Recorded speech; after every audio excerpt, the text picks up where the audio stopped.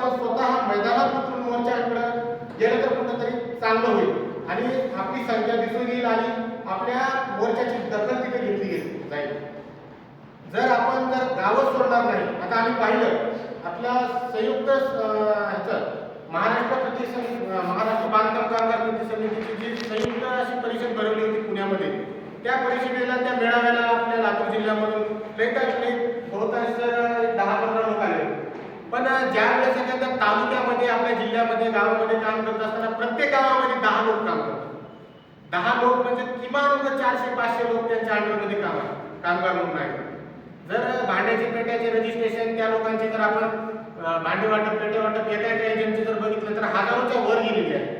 पण ज्यावेळेस लढाईची बारी येते त्यावेळेस अखिल महाराष्ट्र जनरल कामगार संघटना, त्याच्यानंतर शिवसेनेची संघटना, त्यानंतर लोहारे साहेबांची संघटना, ही अशा जे प्रमुख जी संघटना 4-5 संघटना आहेत त्या संघटना लढण्यासाठी पुढे आहेत.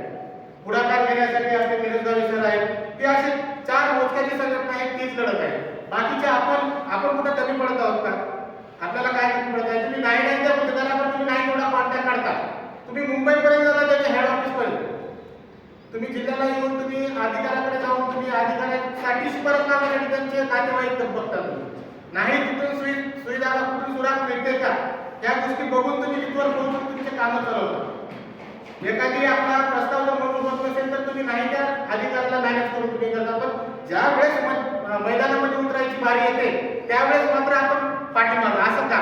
जर कुणाला असं वाटत असेल की आपण प्रामुख्याने एका संघटनेशी संलग्नित नाही आहोत, आजपर्यंत जो घटक होता की एजंट, ऑनलाईन वाला आणि संघटना, या 3 जे आपल्यामध्ये दरार पडलेले आहेत ती तुम्ही बाजूला काढा. तुम्हाला जर संघटना जर माहित नसेल, संघटनेचे अधिकार अधिनियम वगैरे जर माहित नसतील तर तुमचे जे पुढे झालेल्या संघटना आहेत त्यांच्याकडून थोडीशी माहिती घ्या, त्यांच्याशी संलग्नित व्हा. कुणीही कुणाचा 1 रुपया कुणाला देण्याची गरज नाही. तुम्ही मार्गदर्शक म्हणून त्या संघटनेकडे पहा. जोपर्यंत संघटनेशी तुम्ही संलग्नित राहणार नाही तोपर्यंत तुमचा वापर केला जाईल, तुमचं शोषणच केले जाईल. एखादी उदाहरणामध्ये एखादी गुत्तेदार आहे, गुत्तेदार येणार तुमचं शोषण करणार, एखादी अधिकारी येणार तुम्हाला बोलून घेऊन तुमचं शोषण करून घेणार. या गोष्टी थांबवा, एक संघ व्हा. प्रत्येक क्षेत्रामध्ये संघटित केलं जातं, त्याच्यामुळे त्या लोकांचे काम होतात. उदाहरणामध्ये ऊर्जा विभाग आहे, ऊर्जा विभागामध्ये संघटित लोक आहेत म्हणून ते त्याचे मांडणी पूर्ण करू शकतात. त्यानंतर आपले एसटी कामगार संघटनेचे जे मागण्या होत्या त्या एसटीच्या ड्रायव्हर असतील, त्याच्यानंतर कंडक्टर असतील, त्यांच्या मागण्या पूर्ण होतात का? तर हे संघटित लोक आहेत. पण आपण आपल्या डिपार्टमेंटचं नावच काय आहे? असंघटित कामगार. आपण असंघटित आहोत. आपले कामगारही असंघटित आणि आपल्या संघटना असंघटित. संयुक्त कृती समितीमध्ये जोपर्यंत आपण येणार नाही तोपर्यंत आपलं काम कुठं होणार नाही. त्यानंतर दुसरी मागणी जी आहे, चलनातून निघणारे कार्यकर्ते व संघटना, यामध्ये आपण किती जण निघणार आहोत, आपल्याला सोबत किती जण न्यायचे आहे याकडे लक्ष दिलं पाहिजे. मी तर येणार आहे पण माझ्यासोबत चार माझे पदाधिकारी आले पाहिजेत, माझ्यासोबत माझे कामगार आले पाहिजे, याकडे पण लक्ष दिलं पाहिजे. येणाऱ्या काळात संयुक्त मोर्चा, भविष्य काळामध्ये आपल्याला भरपूर अशा अडचणीला सामोरं जाऊ शकतं. कारण कामगार मंत्रीपद कुणाकडे यायचं याकडे पण आपण लक्ष दिलं पाहिजे. कारण कसं आपण पाठीमागं पाहिलेलं आहे की ज्यावेळेस 19 मध्ये 14 मध्ये आपल्याकडे कामगार मंत्रीपद होतं त्यावेळेस त्यांच्या क्षेत्रामध्ये ते पारावर बसून त्याच्यानंतर कुठेही चौकामध्ये बसून त्या लोकांनी रजिस्ट्रेशन केलं होतं. पण आजच्या काळामध्ये, येणाऱ्या काळामध्ये आपण सगळे काम बंद करून त्या लोकांचे काम चालवणार आहे.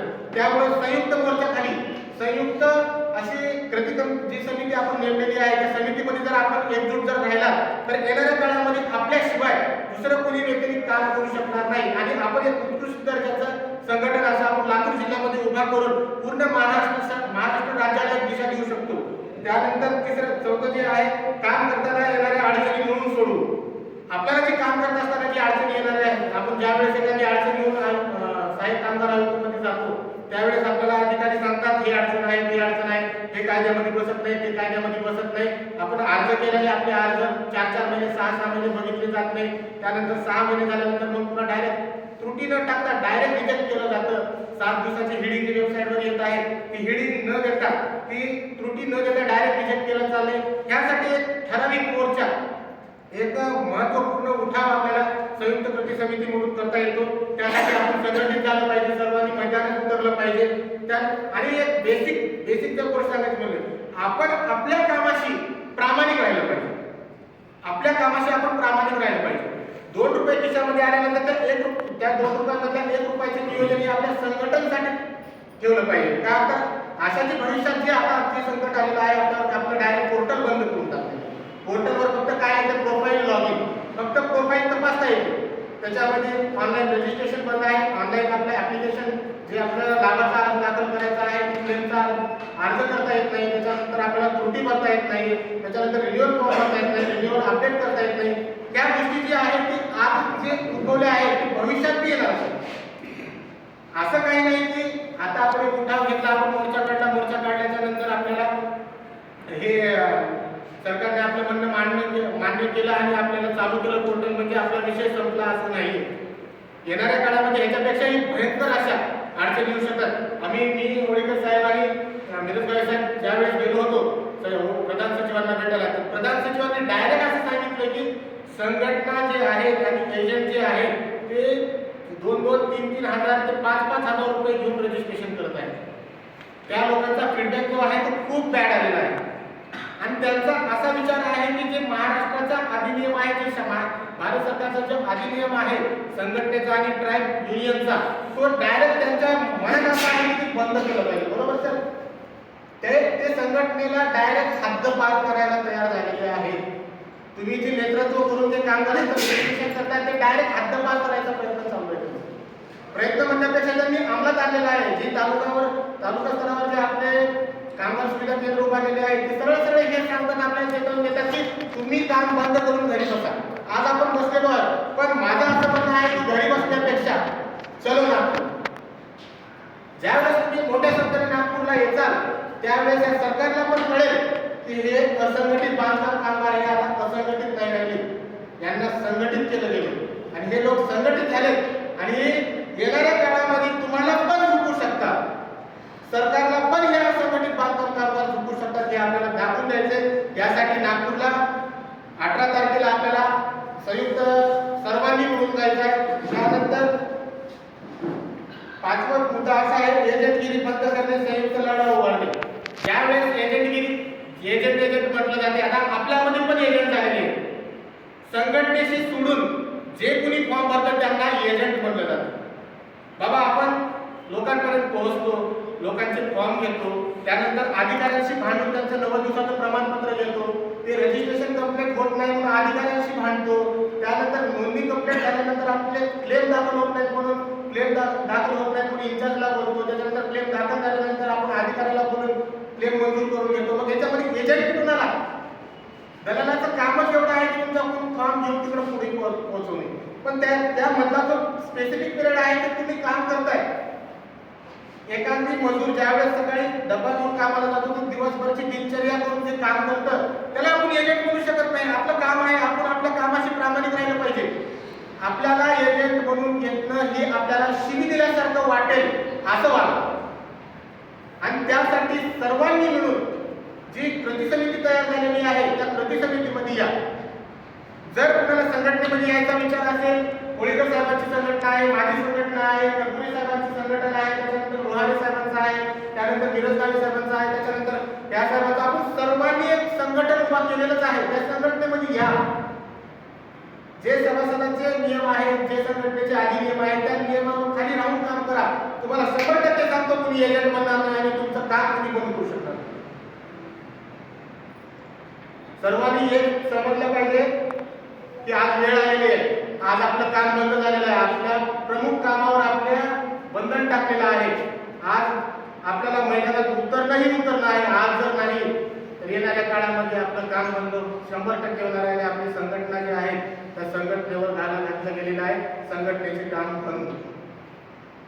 बंद म्हणजे फक्त आणि फक्त महाराष्ट्र इमारत इतर बांधकाम कल्याणकारी महामंडळाचे काम बंद. आणि आपल्या लोकांना सर्वांना एकच मंडळ माहिती आहे, बांधकाम कामगार.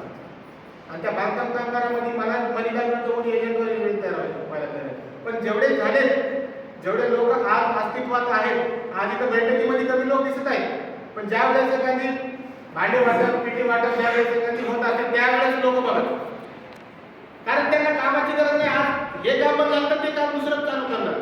पण आपण 5 वर्ष, 10 वर्ष, 6 वर्ष, 3 वर्ष, 2 वर्ष आपण या मंडळाला दिलेलो आहोत. आपलं काम बंद नाही झालं पाहिजे एवढं म्हणतो.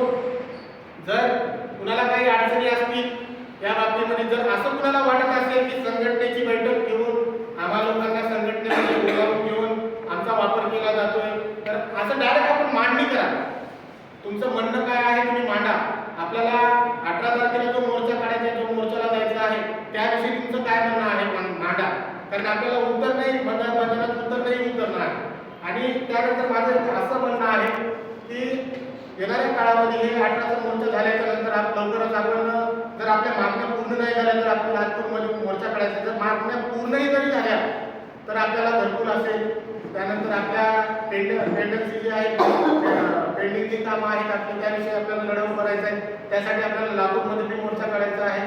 त्या संयुक्त शब्दानुसार आपण आपली मांडणी करा. जर कुणाला काय वाटत असेल तर डायरेक्ट जिथे असाल तिथून बोला. जर कुणाला वरी येऊन जर बोलायचं नसेल आणि ज्याला वरी येऊन बोलायचं त्याला 5 मिनिटामध्ये मनोगत मांडा, कारण टाइम संपलेला आहे आपला.